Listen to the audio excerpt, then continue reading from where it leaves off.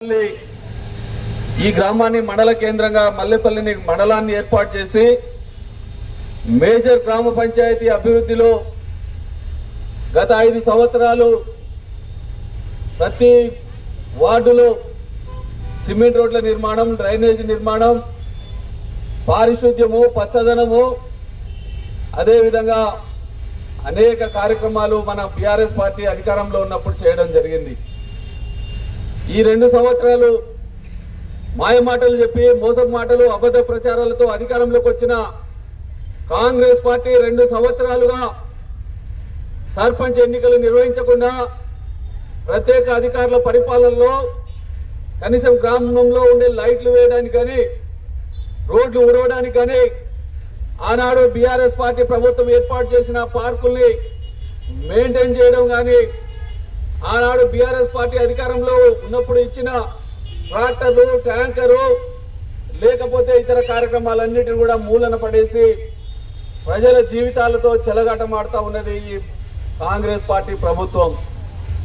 ఈరోజు ముఖ్యమంత్రి గారు గత వారం రోజుల క్రితం దేవరకొండకు వచ్చి భారతదేశ చరిత్రలో ఇంత పనికిమాలిన ముఖ్యమంత్రిని ఎవరిని చూడలే, గ్రామ పంచాయతీ ఎన్నికల ప్రచారాన్ని ఒక ముఖ్యమంత్రి స్వయంగా మరి వారి యొక్క పర్యటనలో భాగంగా ప్రచారం చేయడానికి వచ్చిందంటే ఎంత దిగజారుడుతనానికి గురవుతా ఉన్నారో ఈ తెలంగాణ రాష్ట్ర ముఖ్యమంత్రి రేవంత్ రెడ్డి గారు మీరందరూ ఆలోచన చేయాలి.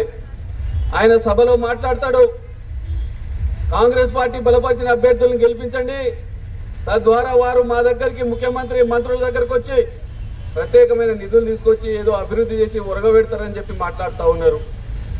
దయచేసి సోదరులారా ఆలోచన చేయాలి. ప్రతి గ్రామ పంచాయతీకి విధిగా రాజ్యాంగం కల్పించిన మనకు హక్కుగా వచ్చే నిధులు తప్ప ఏ ముఖ్యమంత్రో మంత్రో లేకపోతే దయదలిచో ఇచ్చే మరి నిధులు మన ప్రాంతానికి రావు. ఈరోజు సర్పంచ్ గెలిచే వ్యక్తి ఒక ఎమ్మెల్యే ఇంటికి పోవాలంటేనే ఇబ్బందులు పడతాడు. అలాంటిది సర్పంచ్ గెలిచి మంత్రి దగ్గరికి, ముఖ్యమంత్రి దగ్గరికి, ఇంకెక్కడికో పోయి నిధులు తెచ్చి ఈ గ్రామాలన్నిటి కూడా అభివృద్ధి చేస్తారని చెప్పి పచ్చి అబద్ధపు మాటలు ఈ రాష్ట్ర ముఖ్యమంత్రి రేవంత్ రెడ్డి గారు మాట్లాడుతూ ఉన్నారు. అదేవిధంగా ఈరోజు రేవంత్ రెడ్డి గారు గ్రామాలలో ఇబ్బందులు ఉన్నాయి, పారిశుద్ధ్యం దెబ్బతిన్నది, ప్రజలు ఇబ్బందులు పడుతూ ఉన్నారు. కానీ వాటన్నిటిని కూడా పక్కన పెట్టి మరి మన పిల్లలు హాస్టళ్లలో, గురుకుల పాఠశాలల్లో చదువుకునే విద్యార్థులు మరి అన్నమో రామచంద్రాన్ని మంచి భోజనం పెట్టకుండా విషపు ఆహారంతో హాస్పిటల్ పాలు అవుతూ ఉంటే, ఫుడ్ పాయిజన్ అయ్యి చనిపోతూ ఉంటే ఆయన మాత్రం బ్రహ్మాండంగా ఆయన మనవడిని తీసుకొని మరి మెస్సీతో ఈరోజు ఫుట్బాల్ ఆడుకుంటూ ఆనందంలో మునిగి తేలిపోతూ ఉన్నారు. నీ మనవడైతే బాగుండాలి, కానీ ఈ రాష్ట్రంలో నీకు ఓట్లేసి గెలిపించిన ప్రజలు, వాళ్ళ పిల్లలు, హాస్టల్లో ఉండే విద్యార్థులు, వాళ్ళు మాత్రం విషపు ఆహారం తిని బలి కావాలా అని చెప్పి మనం అందరం కూడా అడగాల్సిన అవసరం ఉన్నది.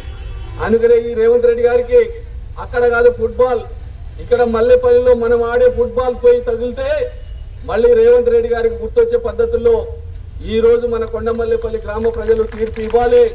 అక్కడ కాదు ఫుట్బాల్ ఆడాల్సిందే, మా కొండమల్లేపల్లిలో మేము ఆడుతున్నాం చూడమని చెప్పి సమాధానం చెప్పాల్సిన అవసరం మన అందరికీ కూడా ఉంది అని చెప్పి కూడా ఈ సందర్భంగా నేను మీకు మనవి చేస్తా ఉన్నా.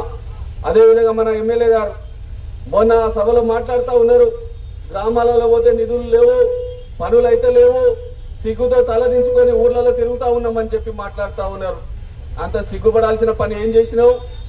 నీకు దేవరకొండ నియోజకవర్గ ప్రజలు ఓట్లేసి గెలిపిస్తే ఈ నియోజకవర్గానికి రావాల్సిన నిధులు తీసుకొచ్చి గ్రామాలు అభివృద్ధి చేయాల్సింది పోయి ముఖ్యమంత్రి కాడ దండం పెట్టుకుంటూ నాకు సిగ్గెత్తుంది, తల వంచుకొని గ్రామాలలో తిరుగుతా అని చెప్పి దేవరకొండ నియోజకవర్గ యొక్క ప్రజల యొక్క మరి ఏదైతే తలదించుకునే కార్యక్రమం అక్కడ ముఖ్యమంత్రి దగ్గర మరి తాకట్టు పెడతా ఉన్నావో ప్రజలందరూ కూడా గమనిస్తూ ఉన్నారు. అదేవిధంగా నేను మీ అందరికి మనవి చేస్తూ ఉన్నా, ఈరోజు కొండమల్లేపల్లి మండల కేంద్రం బ్రహ్మాండంగా అభివృద్ధి జరుగుతూ ఉన్నది. ఇక్కడ ఒక ఎంపీడీఓ ఆఫీస్ వచ్చింది, తహసీల్దార్ ఆఫీస్ వచ్చింది, పోలీస్ స్టేషన్ వచ్చింది, సర్కిల్ ఆఫీసు, పోలీస్ ఆఫీస్ వచ్చింది. అన్నిట్లో కూడా అభివృద్ధిలో ముందుకు పోతా ఉన్న సందర్భంలో కాలంలో కట్టబెట్టినట్టుగా గత 2 సంవత్సరాలుగా ఈ గ్రామ అభివృద్ధి, మండల అభివృద్ధిని పక్కన పెట్టి రాజకీయం కోసమే రాజకీయాలు చేస్తూ ప్రజల్ని వంచి మోసం చేస్తూ మనలందరినీ కూడా ఇబ్బందులు పాలు చేసే ప్రభుత్వం ఈరోజు అధికారంలో ఉన్నది. దయచేసి మా అమ్మలు అక్కలు అందరూ కూడా ఆలోచన చేయాలి. శివగౌడ్ గారు మాట్లాడుతూ ఉంటే చాలా బాధ అవుతా ఉన్నది, మనసు తరక్కపోతా ఉన్నది. ఆయన ఎప్పుడు కూడా మీ మధ్యలో ఉండే ఒక మంచి వ్యక్తి, స్థానికంగా ఇక్కడే పుట్టి పెరిగిన వ్యక్తి, ప్రజల ఎడల అవగాహన కలిగిన వ్యక్తి, ఈ గ్రామ అభివృద్ధి మీద ఒక అవగాహన కలిగిన వ్యక్తిగా మీ ముందుకు వస్తూ ఉన్నాడు. కాబట్టి దయచేసి ఆలోచన చేయండి. మిమ్మల్ని అందరూ కూడా పోయిన శాసనసభ ఎన్నికల్లో రకరకాల మాయ మాటలు ఏం చెప్పిరు, అత్తకు 4,000, కోడలకు 2,500. ఆ అత్తకు 4,000 రాలే, కోడలకు 2,500 అసలే రాలే. మనకి ఇలాంటి మోసం చేసిన వ్యక్తులు. అదేవిధంగా కళ్యాణ లక్ష్మి కేసీఆర్ గారు 1,00,000 రూపాయలు ఇస్తా ఉన్నాడు. 1,00,000 కాదు, మేము తులం బంగారం దానికి కల్పిస్తామని చెప్పి బంగారం సెంటిమెంట్తో మన మహిళల ఓట్లు కొల్లగొట్టినారు. ఈ రకంగా పిల్లలకు, ఆడపిల్లలకు స్కూటీలు ఇస్తామన్నారు. చదువుకునే విద్యార్థులకు 5 లక్షల రూపాయల క్రెడిట్ కార్డులు ఇస్తామని చెప్పినారు. అదేవిధంగా వృద్ధులకు 4,000 రూపాయల పెన్షన్లు పెంచుతామన్నారు. వికలాంగులకు 6,000 రూపాయల పెన్షన్లు ఇస్తామన్నారు. 2 లక్షల రూపాయల రుణమాఫీ చేస్తామని చెప్పిర్రు. 10,000 కేసీఆర్ గారు రైతు బంధు ఇస్తా ఉన్నాడు, 15,000 ఇస్తామని చెప్పి అబద్ధపు మాటలు మాట్లాడారు. ఏ ఒక్కటి కూడా చేయలే.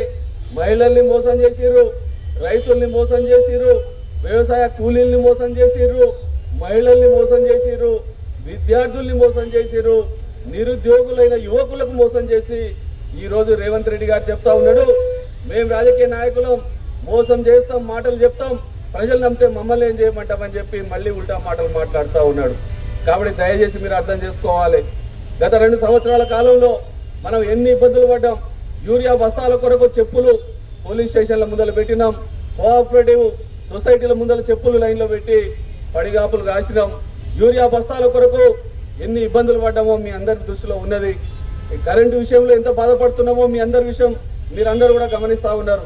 కాబట్టి దయచేసి ఇవన్నీ కూడా మరి రానున్న రోజుల్లో మారాలంటే మళ్ళీ కేసు